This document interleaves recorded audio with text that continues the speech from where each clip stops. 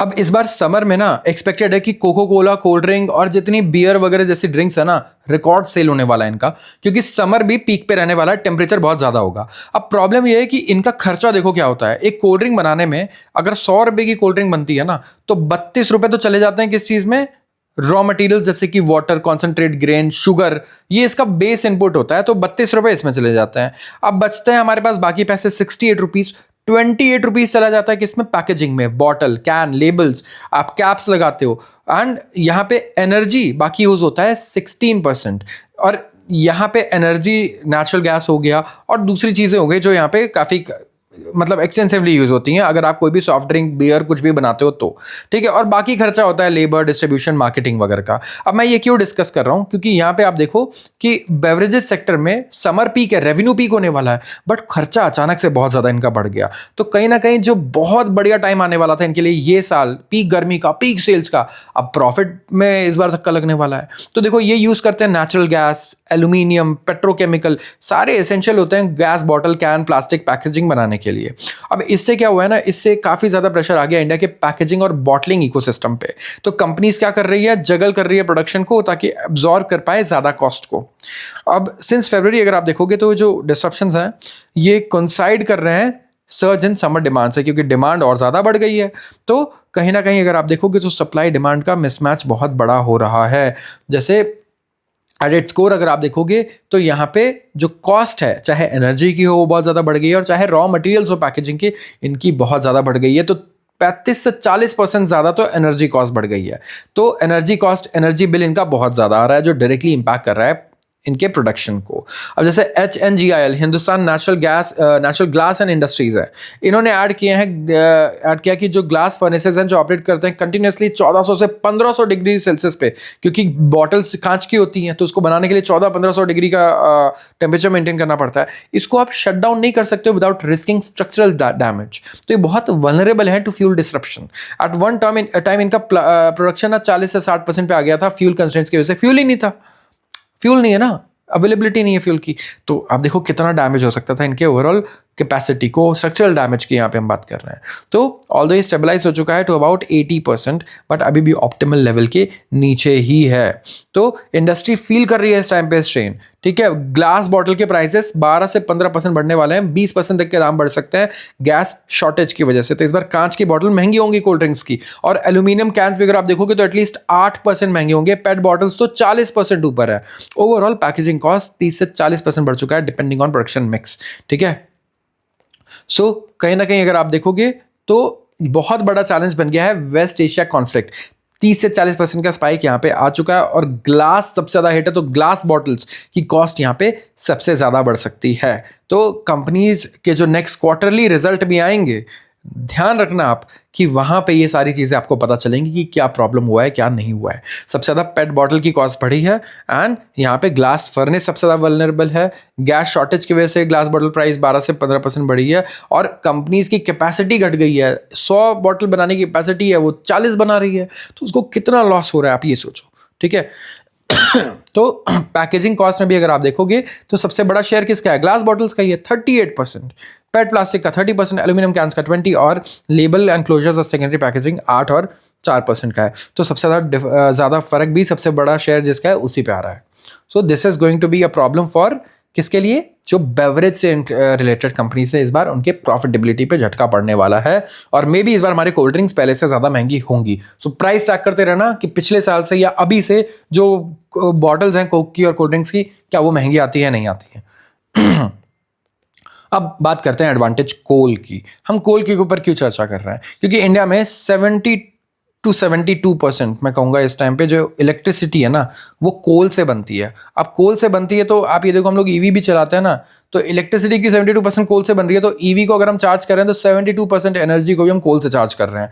तो अब वो कोल बेस्ड कार हैं, राइट। आप ये बोल सकते हो अब पेट्रोकेमिकल नहीं, कोल बेस्ड कार हम लोग रन कर रहे हैं इंडिया में।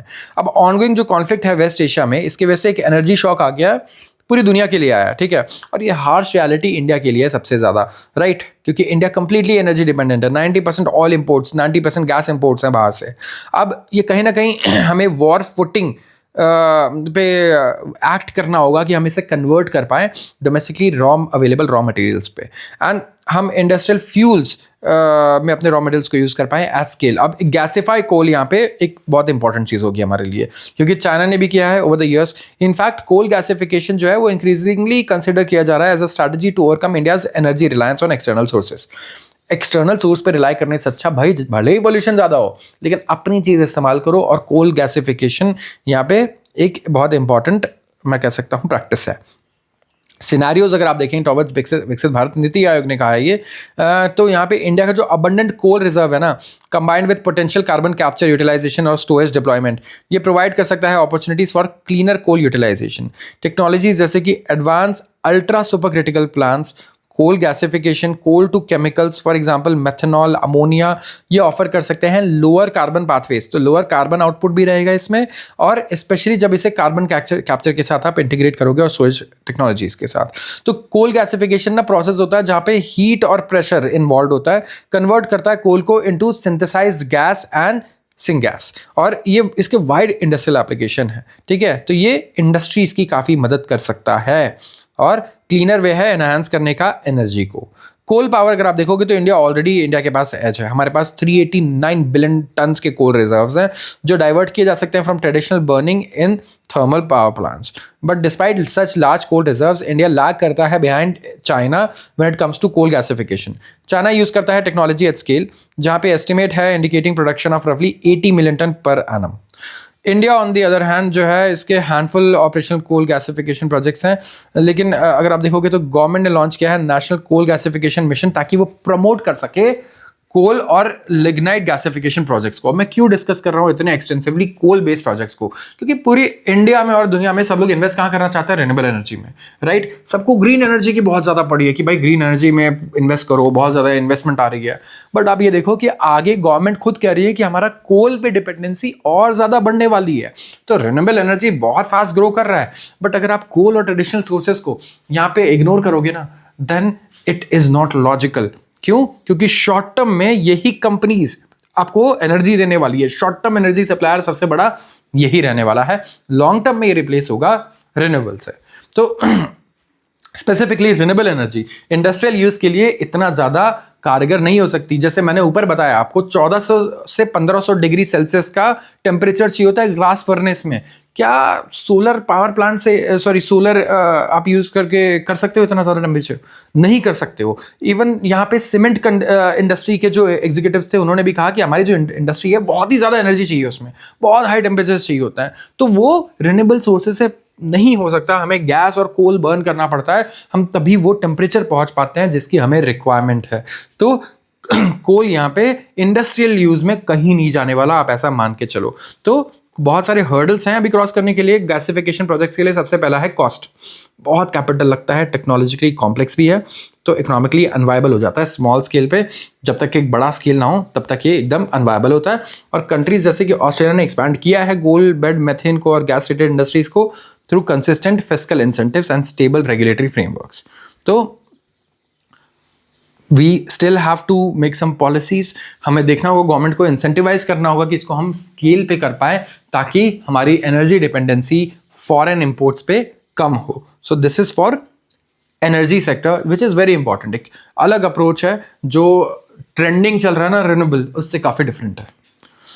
अब सीधा मैंने हिंट किया है कि कोविड लाइक फर्टिलाइजर सब्सिडरी हमें चाहिए होगी फार्मर्स के लिए। यस, मतलब किस लेवल की आप सोचो इमरजेंसी है फर्टिलाइजर एग्रीकल्चर सेक्टर में।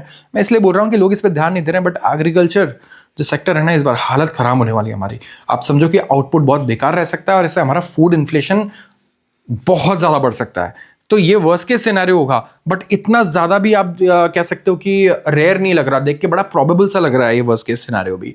कि क्योंकि फर्टिलाइजर प्राइसेस अब्रॉड अगर आप देखोगे they are going through the roof.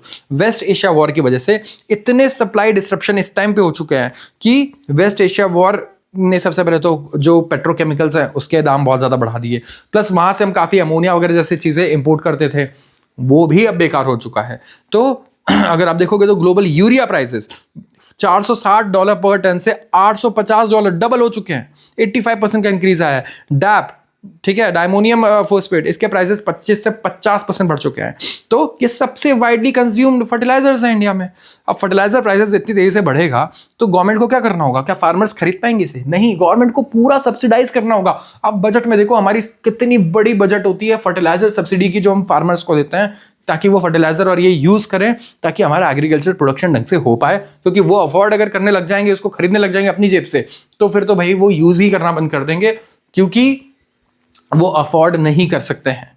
ठीक है, अब मूव एस्टिमेटेड है कि ये कॉस्ट करेगा करीब हमें 41,500 crore, 12% more than previous season. Yes, इतना बड़ा यहाँ पे बजट रहेगा इसके लिए। एंड जो सप्लाईज होंगे की रॉ मटेरियल्स के, जैसे अमोनिया, सल्फर और सल्फ्यूरिक एसिड यूज होगा डोमेस्टिक प्रोडक्शन में ऑफ फोस्फेटिक एंड पोटेशिक फर्टिलाइजर्स, जो कि अभी अफेक्ट हो रखा है ऑनगोइंग कॉन्फ्लिक्ट से। तो यहाँ पे गवर्नमेंट का काफ़ी बजट अगर आप देखोगे तो ऐसी सब्सिडीज़ में जाएगा।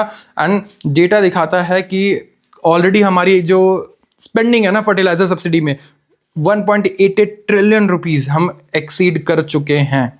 यस, सो एग्रीकल्चर आउटपुट को बचाने के लिए government will do anything, right? Food security के लिए we have to do anything, and this is something जो वो यहाँ पे कर रहे हैं। अब इससे क्या बेटर मैकेनिज्म्स भी हो सकते हैं maybe, but I am no expert, but you can research on this and you can figure out कि क्या दूसरी कंट्रीज कैसे हैंडल करती हैं, बिकॉज यूएस जैसी कंट्रीज भी काफ़ी ज़्यादा सब्सिडीज प्रोवाइड करती है अपने फार्मर्स को डिफरेंट फॉर्म में। India leans on US for LPG amid global gulf supply crunch. अगर इंडिया आप देखोगे ना तो रैंप अप कर रहा है अपने इंपोर्ट्स को of liquefied petroleum gas from United states, क्योंकि जो सप्लाईज हैं की गल्फ एक्सपोर्टर्स के वो अभी भी स्टैंडर्ड हैं। इवन अप्रैल में अगर आप देखोगे तो इंडिया ने सोर्स किया था अपने हाईएस्ट वॉल्यूम्स को फ्रॉम यूएस एट 3,61,000 टन्स। और जो इंपोर्ट्स थे मेजर वेस्ट एशियन सप्लायर से वो बहुत शार्पली डिक्लाइन हो चुके हैं। यूएई जो इंडिया का लार्जेस्ट एलपीजी सप्लायर रहा है उसने शिप किया है 1,63,000 tons until April 25। Comparatively 6.5 lakh, almost 6.5 lakh ton से इन्होंने सप्लाई किया था फरवरी में। So you can see the कितना बड़ा डिक्लाइन हुआ है यहाँ पे, राइट? तो इंडिया इज स्ट्रगलिंग कि हम रिप्लेस कर पाए अपने गल्फ सप्लाईज को, जिस पर हम बहुत ज़्यादा डिपेंडेंट थे, और सिर्फ मार्जिनल वॉल्यूम्स हम ऑल्टरनेटिव मार्केट से यहाँ पे इंपोर्ट कर रहे हैं। तो एक्सपर्ट्स का कहना है कि विदाउट डी एस्केलेशन इन वेस्ट एशिया और स्ट्रेट ऑफ होर्मुज जब तक नहीं ओपन होता है और हम गल्फ वॉल्यूम्स को यहाँ पे रिप्लेस नहीं कर पाएंगे जब तक ये दोनों चीज़ें नहीं होती है। तो हिस्टोरिकली तो हम लोग डिपेंडेंट रहे मिडिल ईस्टर्न गल्फ पे 90% एलपीजी इंपोर्ट्स के लिए, लेकिन अब ऑल्टरनेटिव्स पे हमें शिफ्ट करना होगा और ये इतनी जल्दी नहीं हो सकता। ठीक है, you have to change the complete structure, पूरी लॉजिस्टिक्स देखनी होगी हमें। ठीक है, किस करेंसी में हम पे करेंगे, क्या लॉजिस्टिक्स होगी, और दूसरी चीज़ क्या हम उस कॉस्ट पे दे पाएंगे जिस कॉस्ट पे कंज्यूमर्स को आदत है। ये तो बेसिक है ना, फूड, एनर्जी, रोटी कपड़ा मकान इज बेसिक। अगर इसके दाम 3-4 गुना हो जाए तो लोग, सिविल वॉर हो जाएगा एक कंट्री में, किसी भी कंट्री में अगर आप देखो तो ये सिचुएशन है। मार्च में अगर आप देखोगे तो इंडिया का जो टोटल एलपीजी कंजम्पशन है वो डिक्लाइन हुआ है by 13% year on year amid supply disruption from countries major energy sources. India dependent है on LPG imports for around 60% of domestic consumption, and out of total imports around 90% जो है वो sourced है West Asian country से, primarily due to proximity and low freight cost. क्योंकि Middle East इतना पास में यार, तुरंत आ जाता है। यूएस से वही चीज़ मंगवाने में आपको कितना time, days, in terms of days और फ्यूल लगेगा। आप सोचो एनर्जी कितनी ज़्यादा लगेगी इतनी दूर के किसी कॉन्टिनेंट से एनर्जी को इंपोर्ट करना। तो this is the condition right now and we really have to see कि इंडिया किस तरीके से यहाँ पे डाइवर्सिफाई कर सकता है। तो आज ज़्यादा आर्टिकल्स नहीं है हमारे पास, although it's Monday, but we don't have a lot of articles to discuss. So this is it for today. Let me know if you have any feedback, so subscribe the channel if you have not, and like the video, and you can join the premium group if you want full-fledged analysis of all the business newspapers. Thank you.